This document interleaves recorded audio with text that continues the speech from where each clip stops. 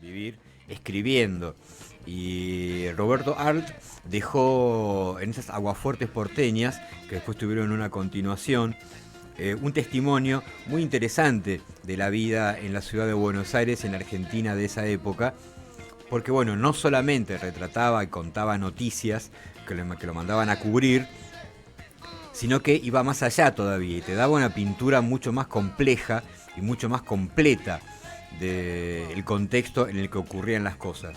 Un tipo muy interesante, muy interesante, dejó una hija, y hay una biografía particularmente, hay varias, ¿no? Escritas sobre, hay mucho escrito sobre Roberto Arlt, pero hay una biografía particularmente que es la que yo recomiendo, ponele como Carlos Sacán, que es la escrita por Silvia Zaita, ¿eh?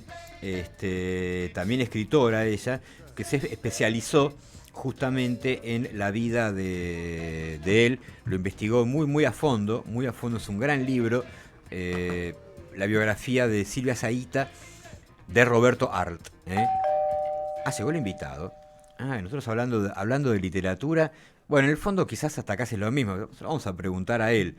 Bueno, ayer estábamos todos aquí en Argentina, me imagino, y los que no estaban en Argentina estaban viendo las noticias, cuando se produjo una escalada récord del precio del dólar, que es uno de los personajes más interesantes de la realidad nuestra. Y dijimos, ¿va a pasar algo? ¿No va a pasar algo? ¿Tenemos que preocuparnos por esto o no? Porque bueno, el tema económico está presente siempre. Y como sabemos, en Argentina todo el mundo sabe de economía y todo el mundo sabe de fútbol. Pero mejor conviene preguntar a alguien que sepa. Entonces, ¿sabes qué hicimos? Buscamos a alguien que sepa.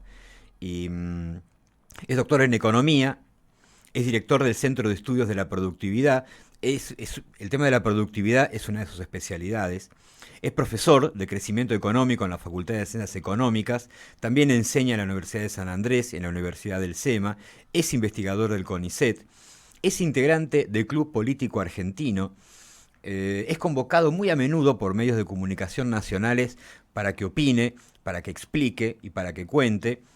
Y lo llamamos, nos atendió y aquí está. Se llama Ariel Korenberg y tiene la enorme gentileza de atendernos. A ver si está. Hola Ariel, buenas tardes. Diego Uberman te saluda. ¿Cómo te va? Buenas tardes, un gustazo. ¿Se escucha Se bien? escucha perfecto, Korenberg. Es un lujo Hay un esto. poco de eco, pero bueno, así se escucha. No, pero nos ¿Cómo te gusta va? así. Nos gusta así. Dale. Bueno, de repente nos... Bueno, perdón, un gustazo hablar en Radio High con los argentinos de la comunidad. Un gustazo, un gustazo. Lástima de lo que vamos a hablar. Acá estamos. Bueno, ¿qué va a ser, Corenberg? En todo caso, la próxima vez hablaremos de otra cosa, pero Por favor, sabemos que de con vos, música. claro, sabemos que con vos el temario es interminable. Recomendás muchos libros, sos un gran recomendador de lecturas. La gente que lo siga Ariel en sus redes sociales es un gran recomendador de lecturas, entre otras cosas. Así que, bueno, ayer nos encontró Sí. todo el día la televisión particularmente, siguiendo las alternativas de la cotización del dólar como si fuera un partido de fútbol. Llegó casi a 500 pesos y uno dice, bueno, habitualmente lo que pasa después de esto es los mercados se retraen, no hay más consumo, el que tiene algo para vender no sabe qué precio ponerle porque no puede reponer, viene el desabastecimiento y volvemos a el año 1985. ¿Es así eso? Listo, lo sintetizaste muy bien. Soy un genio. Corrijo, 85 no necesariamente, digamos, fue el momento de éxito del Plan Austral. Volveríamos al 88-89 en todo caso, lamentablemente. Claro, el susto es porque el dólar negro, yo, viste, Diego, no sé cómo, digamos, este eufemismo dólar blue todavía no encuentro de dónde salió. El dólar negro, el dólar paralelo que siempre existe en Argentina, digamos, refleja hacia adelante las perspectivas de aumento futuro de la inflación. Y de ahí el susto. Y obviamente, paralelo al mismo nivel, que ya todos prevemos que eso se va a trasladar automáticamente a la inflación a esta altura, por distintas razones. Ya no es esto un 2003-2004, donde veníamos de una herencia de una gran desocupación y por lo tanto eh, digamos, eso presionaba al mercado de trabajo a la baja de los salarios, digamos, en términos de deflación, otra situación, donde había viento de cola, se había heredado reservas, un patrimonio privatizado más o menos razonable en su calidad de provisión. Esto es muy distinto. Hace 20 años que estamos en un sistema populista que, bueno, lo que hizo es literalmente desgastar la calidad de la provisión de los servicios públicos y agotar las reservas. Agotar las reservas del Banco Central significa que al no haber un dólar en el Banco Central, exageramos un poco, ¿no? Sí, Las reservas netas de deuda son $1.800. No sé si se entiende la señal. claro, sí. Así, casi se tocan los dedos. Eso no es nada. No es nada. Es lo único que dispone el gobierno en este momento para morigerar las fluctuaciones de tipo de cambio. Entonces, lo que hubo hasta el momento, y no es de esta semana, sino prácticamente desde que Alberto Fernández ganó las elecciones, las PASO, lo que hay es lo que se denomina una corrida contra las reservas, que es algo mucho más profundo que cambiaria. O sea, todos los argentinos de todas las clases sociales y de todos los sectores económicos lo que quieren es proveerse de dólares. No confían en la moneda argentina, que es una traducción de no confiar en la política económica del gobierno. Y no lo pongo por esta semana, lo pongo desde el mismo momento en que ganó Alberto Fernández. Y se provocó una devaluación, si mal no recuerdo, de 30 a 60 en pocos días. A partir de ahí hubo una corrida bancaria. La gente que lo había votado también fue a los bancos a retirar depósitos en dólares, Sí, no solo aquel que no lo había con votado. eso no se jode. Y es la reacción normal de cualquier ser humano, de proteger sus ahorros. Ahora, De tal manera que a la situación de hoy, el sistema bancario está totalmente frágil. Después te lo defino por qué, digamos, no solo por la corrida de depósitos, que fue 2 veces el monto de depósitos que se fueron en el 2001. En 2001 fue más o menos 8.000 millones de dólares, también que hay que corregir por inflación, etcétera. Y en el 2019, tras las PASO, se fueron 15.000 millones de dólares. Entonces, bueno, ¿cómo el país no va a estar mal? bueno, A pero partir de ahí está mal. es, es- Ahora, es esperable que dale, el tipo que escucho. tenga un dólar depositado en un banco frente, digamos, frente a la historia reciente y a la situación inmediata, diga, yo no me voy a arriesgar a que esto pase de vuelta porque sería casi una ingenuidad. Pero tengo una pregunta ingenua. Bueno, Ingenua, ¿eh? Te diría casi, dale. casi infantil. Vos decís, un señor X, un comerciante, un particular, tiene un excedente de pesos y dice voy a ahorrar, ¿no? Que en nuestro país es una actitud así casi, ¿no? Tan particular, y voy a comprar dólares. Entonces va y no hay dólar, el dólar te lo vendo, digo, ¿por qué no compras euros, por ejemplo? Si es una moneda igual de estable, igual de confiable, ¿por qué no compras yuanes? ¿Por qué hay que ir a comprar dólares? ¿Por qué el resguardo en una moneda fuerte es siempre la misma y la única? Bueno, en ese caso sí podemos hablar de una cuestión cultural, de elegir entre monedas fuertes. Pero lo mismo daría el efecto sobre Argentina, digamos, sobre la economía argentina, si la gente acumulara euros. Ahora, perdón, ¿no? Más importante de qué tipo de dólar, perdón, de moneda fuerte tratamos de proteger el poder adquisitivo de nuestros ingresos, ¿sí? Más importante aún es este salto del dólar paralelo negro blue, que lo que provoca a las pymes y a los asalariados y a los cuentapropistas y profesionales el siguiente efecto, es decir, a todo el mundo, ¿no? El siguiente efecto, quería corregirte en algo, o por lo menos acotar algo. En este momento, ya los ahorros que se tenían que ir del sistema, que se llama desintermediación financiera, ya se fueron. La corrida bancaria del 2019 y la de que tenemos cada 4 años, no es normal. En los países desarrollados ocurre cada 70 años una corrida bancaria. Generalizada a todos los bancos, ¿sí? Porque ahora Estados Unidos está teniendo problemas en 4 o 5 bancos, circunscripta. Pero el 2008 de Estados Unidos, que hubo una corrida bancaria absolutamente y quebraron todos los bancos, digamos, al borde de la quiebra todos los bancos y hubo que rescatarlos, sucedió en 1929. En Argentina este equivalente de crash bancario y económico lo tenemos cada 4 años. ¿Es solucionable el tema de la inflación en algún momento? Sí, Espera, déjame describir, sí. perdón, no sé No, no, cuántos no. minutos tengo, corregime, ¿eh? Sigamos. Voy a ser más rápido, pero en el 2021, en una elección intermedia, otra vez tuvimos una corrida bancaria. O sea, esta es la gran novedad. Ahora tenemos corrida bancaria cada 2 años. Si hay una corrida bancaria, el país queda mal, patas para arriba. Lo que quería, digamos, acotar, que es muy importante, esos ahorros ya se fueron. Entonces, vos me decís, pero entonces, ¿quién demanda dólares? Bueno, yo tengo un kiosco en la esquina, los pesos que me ingresan por la venta de mercadería, de golosinas, yo tengo a un empleado. ¿Cómo le pago al empleado si facturé a comienzo de mes al siguiente mes? ¿Qué hago con los pesos? Entonces ya no es los pesos del ahorro, es los pesos de la facturación de una pyme para poder pagar salario. Eso hace rato que pasa. Es más aún, te agrego a las grandes empresas. O sea, la demanda de dólares no es simplemente para ahorrar y preservar el poder adquisitivo de los ahorros, sino que es para preservar el poder adquisitivo de la facturación de las empresas para poder pagar salarios y también de los salarios.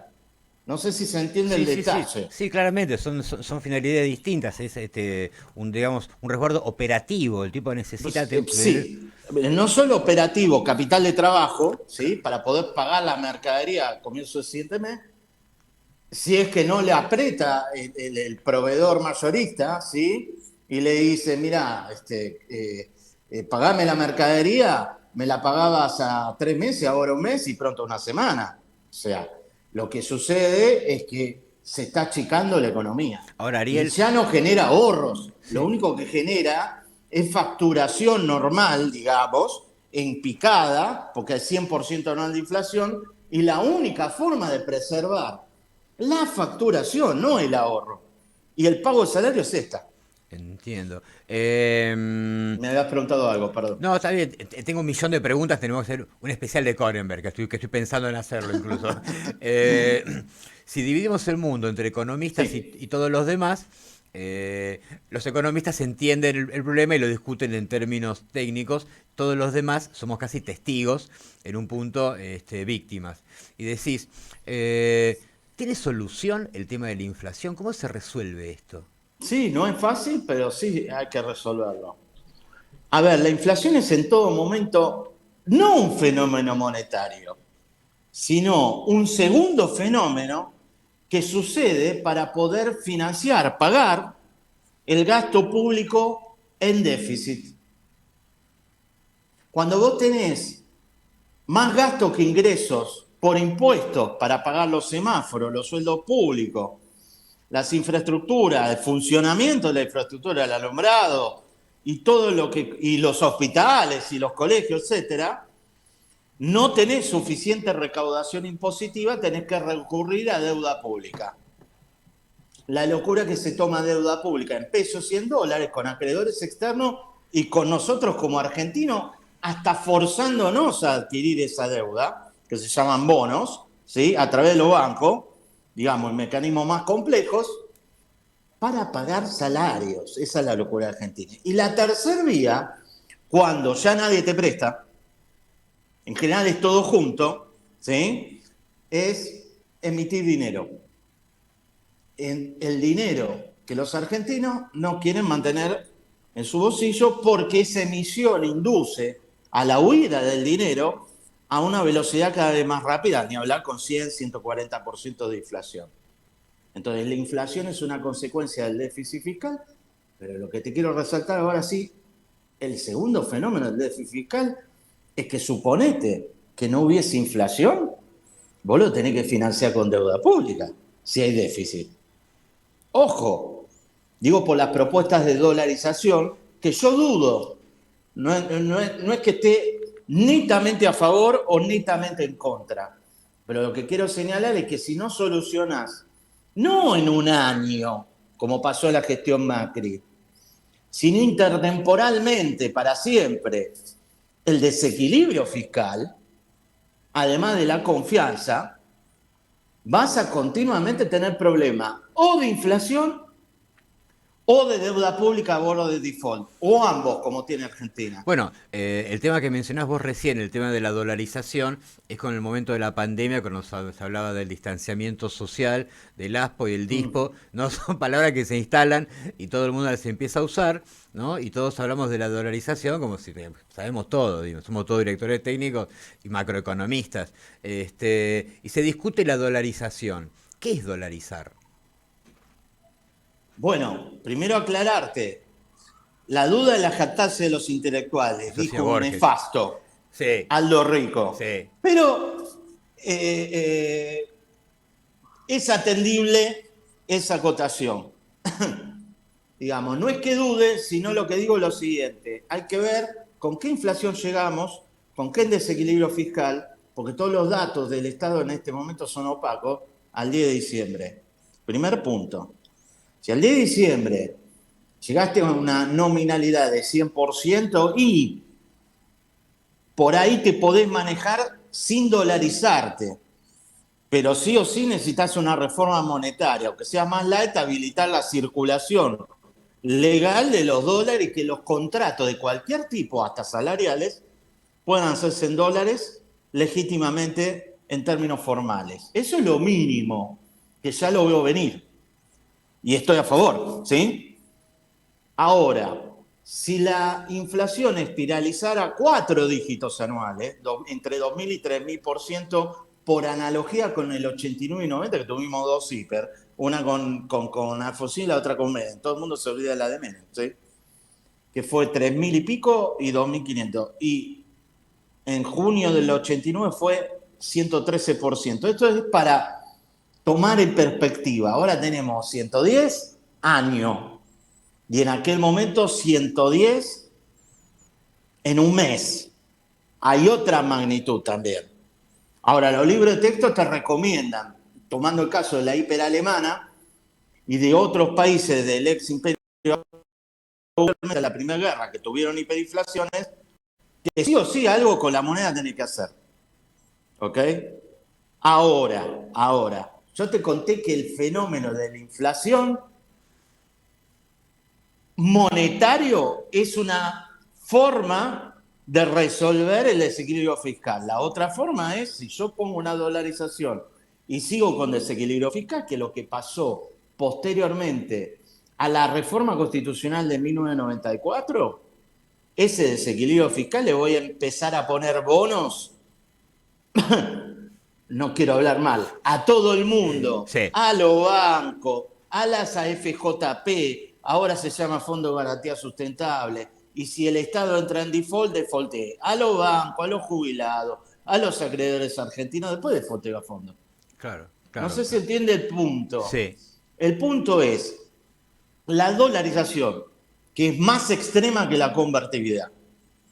Al comienzo puede que tenga un efecto de desaceleración inflacionaria y reducción de la inflación, ojalá en menos de un año, ¿sí? En la convertibilidad tardó 1 año y medio, perfecto, bienvenido.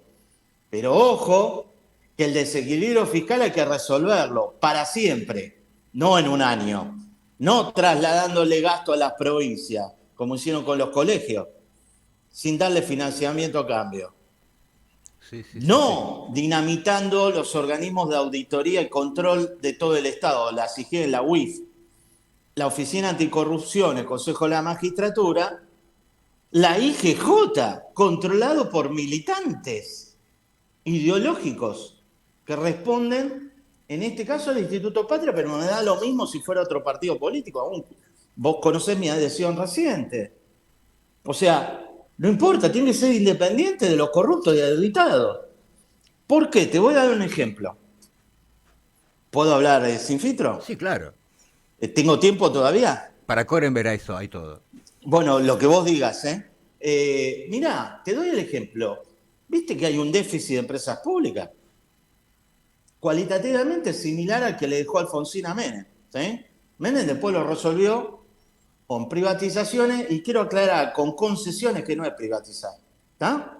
Después, otro día hablamos de la década del 90. Ok, que está de moda ahora tomarla 10 puntos como si fuera Disneylandia. Ojo con eso, ¿no? Había cosas positivas, pero muchas cosas negativas. Por ejemplo, que cayó en déficit fiscal. Entonces, vamos al déficit de empresas públicas. Tenemos una serie de empresas públicas, todas las empresas públicas, excepto YPF, están en déficit. ¿Y cómo pagan los salarios y las necesidades de inversión, de la poca inversión que hace las empresas públicas? Si no le alcanza la tarifa, el peaje en algún caso, el precio del boleto del avión para aerolínea, etcétera, etcétera, etcétera. ¿Alguien lo tiene que pagar? Claro, Bueno, necesito casi 10.000 millones de dólares. son muchos dólares. Son dólar soja 1, dólar soja 2, dólar soja 3. O sea, vos, por un lado, tratá de atrapar los dólares de la soja, ¿sí? Venga para acá, y por otro lado se van esto. ¿Y Claro. quién controla las empresas públicas? Nadie. Y el señor Daniel Arroyo, en el Ministerio de Desarrollo Social, ¿a qué precio compró los fideos para la gente vulnerable que lo necesitaba? Además, yo prefiero otra política de asistencia social. No solo darle trabajo, sino si no tiene más remedio y no tiene trabajo, prefiero que se lo compre él en un supermercado. Punto. Y lo ayudaré para eso. Pero no comprar fideos, como en Alfonsín compraban pollos y después se pudrían. O cajas pan. Lo compró a 4 veces el precio controlado por el gobierno. ¿Y eso qué es? Eso es déficit fiscal. Eso Claro. es ineficiencia, despilfarro y también está la Y corrupción. te decís delito en un punto. Sí, pero está detonado los organismos de auditoría y control. Vuelvo a ratificar. Entonces, más allá que discutamos de lo más light a lo más duro, holding de empresas públicas, concesiones o privatización en esta secuencia, antes tengo que saber cuál es la situación real de las empresas públicas. Por darte un ejemplo, la aerolínea argentina que es manejada por la Cámpora, por el señor Recalde, hijo. ¿Vos le confiás al balance? Y no mucho. Y bueno, entonces, a ver, el próximo gobierno, es más, yo creo que va a ganar a quien me adhiero, pero es más, si ganara el Frente de Todos, ¿piensa seguir así o va a cerrar la canilla del déficit fiscal? Y se van a volverse neoliberales, como hizo el peronismo en los 90. Claro, claro. Y lo van a tener que hacer, ¿sabes por qué? Porque si hoy hay 100 y la expectativa inflacionaria es de 180 en alimentos, 180 en alimentos, 9% el último mes. Me dicen, no traslade el último mes al total. Ok, hago el promedio de 150. ¿Vos te parece que es lógico? Si no cerrás la canilla del déficit de empresas públicas, no abrí todos los temas, ¿eh? Abrí empresas públicas, ¿tá? Que no lo teníamos en Argentina ese déficit. Sean porque estaban privatizadas y concesionadas o porque había organismos durante los 90, como el ENRE, el ENARGAS y el ENOS, de obras sanitarias, ¿sí? Hoy Aguas Argentinas, que estaban dirigidos por gente por concurso. ¿Vos sabés que el ENRE está intervenido políticamente? Sí, O sí, sea, claro. no hay tejido contrato desde que se rompió la convertibilidad o se salió de la misma. No hay contrato. La negociación es golpear la oficina de Casa Rosada. ¿Cómo crees que no tengamos problemas de corte de luz? Si el ENRE directamente es una cáscara vacía. Sí, sí, a ver, Entonces, las empresas públicas, pará. sí, las empresas públicas disfrazadas de asistencia social y de protofederalismo se convirtieron en cajas negras totalmente descontroladas. No solamente esto que contás vos, sino también el tema del aumento exponencial de la cantidad de empleados, o sea, un gasto de caja corriente delirante. Estoy preocupado por la hora.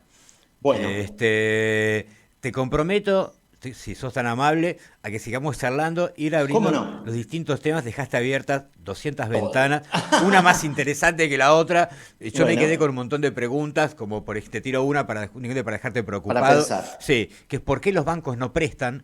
Este, Gran pregunta, yo estoy obsesionado con eso. Vamos con eso la próxima. perfecto, ¿puede ser?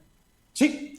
Ariel, sos muy grande, gracias. No, por favor, un gustazo hablar con usted. Un saludo a toda la comunidad y los oyentes, ¿eh? Gracias, Gustazo. Chao. gracias. Ariel Korenberg, el doctor Ariel Korenberg, una autoridad en materia de economía, de macroeconomía, de políticas del crecimiento. ¿Qué te puedo decir? Director del Centro de Estudios de la Productividad, profesor de la UBA de San Andrés, de la Universidad del SEMA, investigador del CONICET. Bueno, un tipo con compromiso político, un tipo con compromiso político, te lo dijo, viste que señaló en un par de oportunidades al sector al que yo adhiero, al grupo, bueno, se refería a Patricia Bullrich concretamente.